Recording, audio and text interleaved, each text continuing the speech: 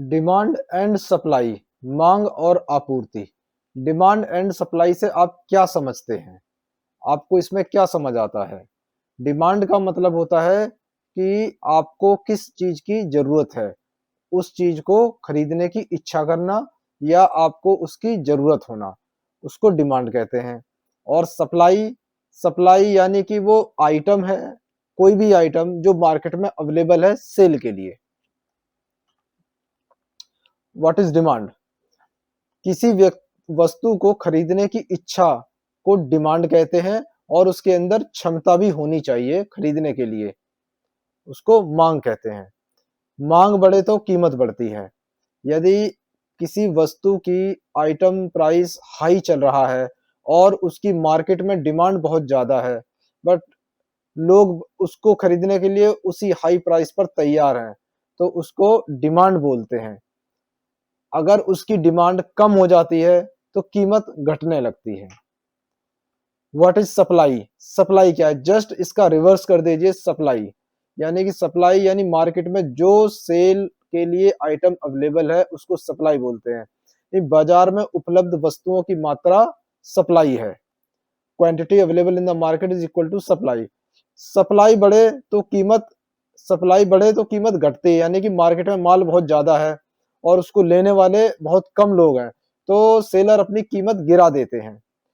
आपूर्ति यानी कि सप्लाई घटे तो कीमत बढ़ती है, यानी कि पीछे से सप्लाई कम आ रही है बट कस्टमर्स ज्यादा हैं, ग्राहक ज्यादा हैं, तो उस चीज के लिए वो सेलर अपना रेट बढ़ा देते हैं। लेस सप्लाई प्राइस राइजेस, मोर सप्लाई प्राइस फॉल्स। मांग बढ़ने पर क्या होता है? व्हेन डिमांड इंक्रीजेज, जब डिमांड इंक्रीजेज होती है तो खरीदारों में प्रतियोगिता हो जाती है, मोर कंपटीशन होता है कि पहले मैं खरीदूंगा, पहले मैं खरीदूंगा।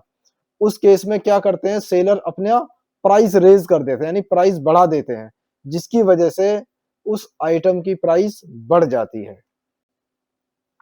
इसका एक सिंपल हम एक अनियन का एग्जांपल ले लेते हैं मार्केट के अंदर, कि हमारे पास एक अनियन की कुछ सप्लाई है और मौसमी खराबी की वजह से, मौसम के खराब कारण की वजह से फसल में प्याज की फसल खराब हो जाती है, जिसकी वजह से लो सप्लाई हो जाती है मार्केट के अंदर।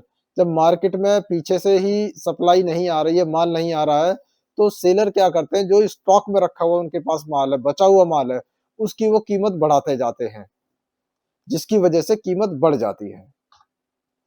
सप्लाई यानी कि अब यहां पर देखिए, मैं एक लाइव एग्जांपल दिखाता हूं आपको मार्केट का, कि सेलर बहुत ज्यादा है। अभी इस चार्ट के बाद लाइव एग्जांपल शो करूंगा मैं। सेलर यहां पर बहुत ज्यादा है और बायर बहुत कम है, तो इसकी वजह से क्या करते हैं, सेलर अपने प्राइस गिराते जाते हैं, क्योंकि मार्केट में बायर बहुत कम है।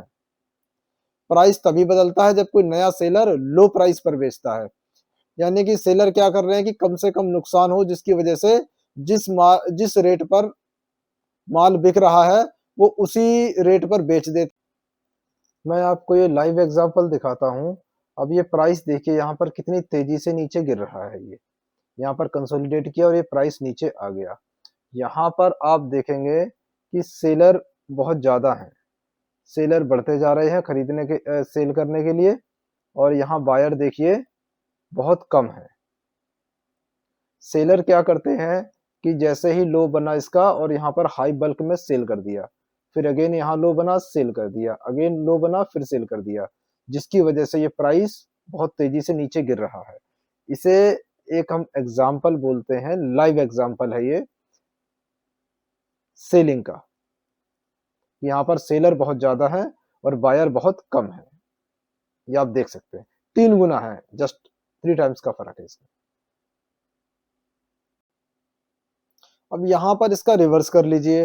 अब सेलर मार्केट में बहुत कम है, यानी कि हमारे पास स्टॉक में माल बहुत कम है बट बायर बहुत ज्यादा है खरीदने के लिए। तो सेलर इस केस में क्या करते हैं कि जो उनके पास बचा हुआ माल है उसको हाई प्राइस पर बेचने लगते हैं, बट बायर फिर भी कहते हैं कि हम हाई प्राइस पर खरीदने के लिए तैयार हैं। तो सेलर क्या करते हैं, धीरे धीरे उसका प्राइस बढ़ाते रहते हैं।